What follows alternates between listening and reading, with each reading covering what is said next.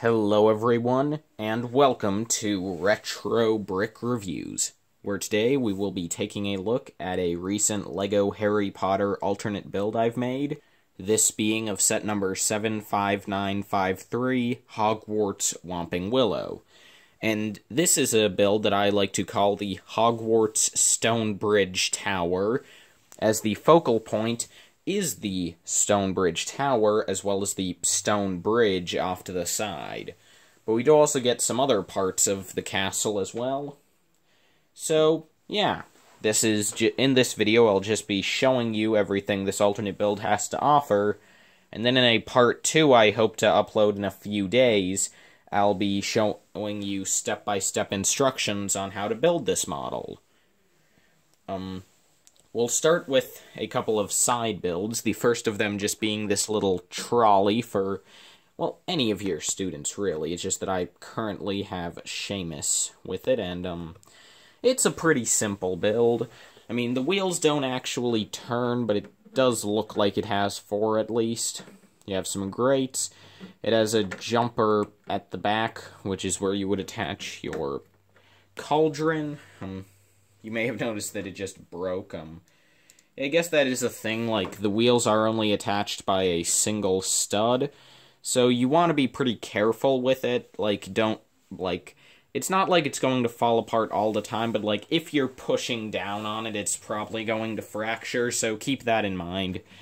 Anyway, you have a handle at the back, and you have a couple of suitcases, and an interesting technique I found, and the wheels came off again, is that, this sort of curved window piece actually very perfectly can fit in it 2 suitcase pieces, like, really no wiggle room at all. They're just sandwiched in there. That's a really pointless technique. Doubt it'll ever be useful to me or anyone else ever again, but hey, it's a thing. So, yeah, so that's the little trolley, and I mainly just made this build because I had some leftover parts. But, yeah. Anyway, next here we have the stone bridge, which I think looks alright. Certainly nothing fantastic, but it's pretty good. I'll just move this out of the way for the moment. And, yeah, you can see that it does have the sort of arched design, and it is definitely not to scale, but I think that for what it's worth, and for this just being a rebuild of an existing set, and most of the parts going into the main build, I think this looks alright. Yeah, it's mostly tan and dark tan with just a bit of brown mixed in, and I think it looks alright. Doesn't look as good from this side because you see the back sides of these wedged bricks here. But yeah, I mean, looking at the top, you have some studs, you have some tiles. Not a big fan of these sloped pieces here, but I had to put them in or else I wouldn't be able to give the build a full area of ground. There would be gaps there. And then here, these steps are actually just those wedged bricks on their sides. So yeah, you could definitely pose a couple figures on the bridge, some standing, maybe some over here, not attached to studs, but yeah. That's pretty much it. I mean, you can see that on each side you do just have a little bit of the stair broken away, like withered away over time, and that's just because I didn't actually have all the pieces I would need to make the stairs complete, so I decided just to add that in there, you know, make it look a bit more natural. So yeah, that's the stone bridge itself, so I guess now let's move on to the main build we have here, that being the stone bridge, well, we have the stone bridge tower off to the right. I actually I couldn't find anywhere what the name of the building off to the left is. But, anyway, starting off on this sort of left rectangular section, you can see that starting to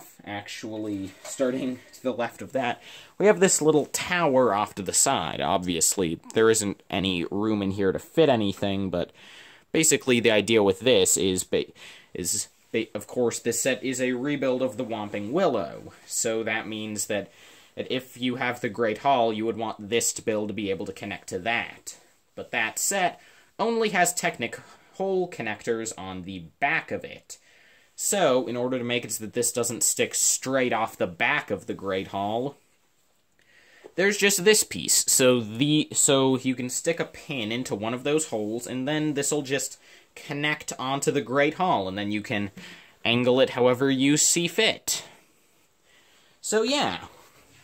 And if you, say, have two of the Whomping Willow or another future-released Hogwarts add-on, and you want to attach this to something that has pins on the side, there are just a couple of Technic holes down here as well.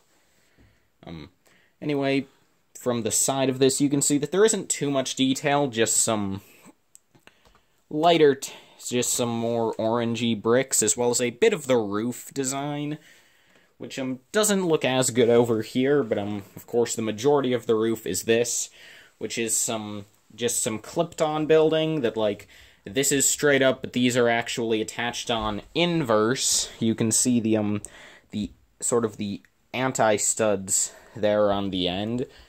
And yeah, that was a bit difficult to come up with, but it fits in pretty snugly, and it looks pretty good.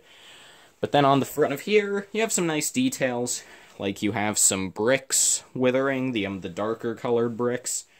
You have some lanterns on the sides of the doorway, which I think has some nice shaping up at the top. I don't know, you have a latticed window, you have a nice little railing, and you also have a little rock section. And yeah. Moving on over to the tower, we'll start with the first two floors here. You can see that this is definitely a more traditional LEGO Harry Potter tower. Like, this is pretty similar in design to what you might have seen back in the 2010 sets. But yeah. I'm just using the same stickered wall pieces from the main set, of course. You have you have two windows on the front, one on each level. You have a bit of rocks down here as well. Then on the side, you have a bit of plant life growing out the side, including this large branch that Hedwig is on. And then on the side, you also have two more windows and a bit of rock detailing that features our couple of Technic holes to connect this to another set. Moving up to the top, you can see this little tower off to the side and the main one, which is the same couple of pieces that were used for the top of the tower in the normal set, so the Millennium Falcon cockpit and the Disney Princess tower top. And yeah, you just have some sort of sloping and wedging in order to sort of get the top of the tower to slope into that shape. So yeah, so that's the main build, but of course this is just the exterior. And the interior is actually my favorite part of what I've been able to accomplish here. So if we turn this around to the back, we have a few different scenes, one of which a few of our figures seem to have fallen over in. But, yeah, let's start on the bottom to go fully in depth. We sort of have 4 rooms here, and the first of them is a small representation of the library. I just have Snape here, but I'll move him out of the way so you can see in here better. Yeah, you have a lantern hanging from the ceiling.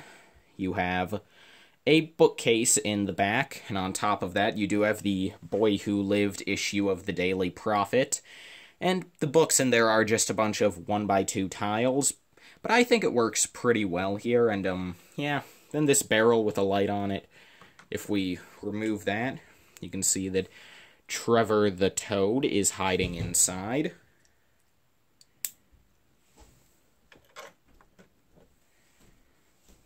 And then over here, I didn't have much room on the other side of the doorway, so I just decided to put in this little work table in the library, because the library did have a lot of work tables. So I guess like this whole bottom floor would be the library.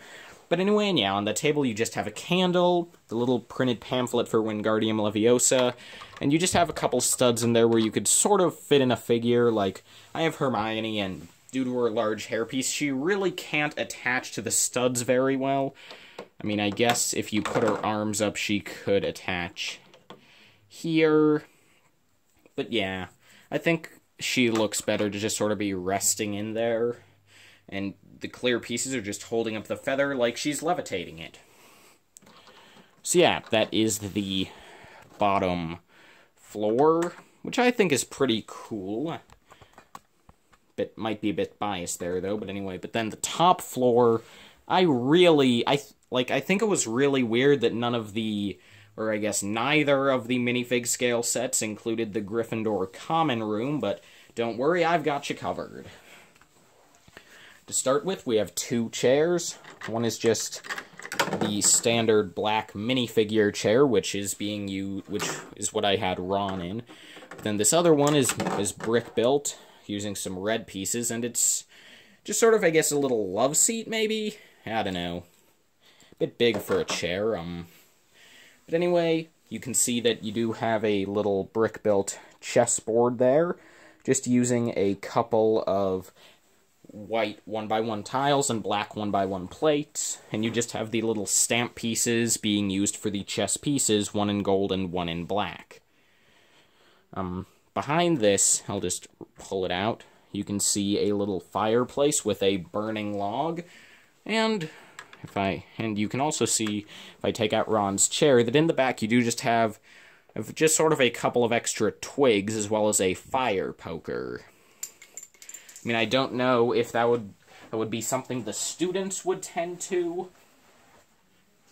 I would imagine that that's probably more likely to be something the house elves would do, would work on overnight. But I decided to include it because, again, had the extra parts. So yeah, I think this interior space, like, not to toot my own horn, but I think it's pretty good. Up at the top, I didn't really have many pieces left to make an interior space, and there's also basically no space on that plate to put one, so instead, it's just a bit of storage for the trolley if you don't want to be displaying it at the moment. I mean, it is a bit hard to get it in there in a comfortable position, although if you remove the sort of exploding bit, you can manage it, and then the exploding bit of the cauldron can actually attach up here. If I can just... There we go. So yeah, so that's the Gryffindor common room. But then moving over to this side, here we have Filch's office. And I think this is also a pretty alright looking space. It is a bit cramped, but I think that does sort of work. I would imagine that Filch's office probably wouldn't be the most comfortable thing ever. You can just see him sort of wedged in the corner. He does have a little metal chair. I'm not going to pull it out because it is pretty hard to get out, but you can see him sitting on it there in the back. He has a little bottle here. On his table, he has a candle as well as a quill and a piece of paper.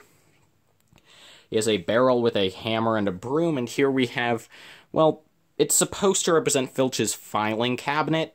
I mean, yeah, this is the closest thing in the set. I think it works all right. And then inside, I just put in some random extra leftover pieces to represent some confiscated doodads. Oh, and then here we just have a couple of pink flowers that maybe he plans to give to Professor Umbridge. And, yeah, that's really all there is to say about this build. I mean, I think it looks pretty good, but there's not that much to say about it. I hope you liked it as well, and, honestly, now that I think of it, maybe it'll be better if I display this from the back for the wide shot at the end of the video. You know, make it look a bit cooler. Because I do think the interior is probably where this shines a bit more than the exterior. I think this is more interesting. Like, I think the exterior looks just alright, but I am legitimately really proud of how the interior here came out. I hope you agree. If you don't, that's okay. But just please don't leave a comment telling me how horrible this is. That won't be very nice to read. But anyway, so yeah. So that is the Hogwarts Stone Bridge Tower alternate build. I hope to get instructions on how to build this out relatively soon. So yeah, thank you all so much for watching this video, and I hope to see you in the next video I put out, hopefully very soon. Bye, everyone.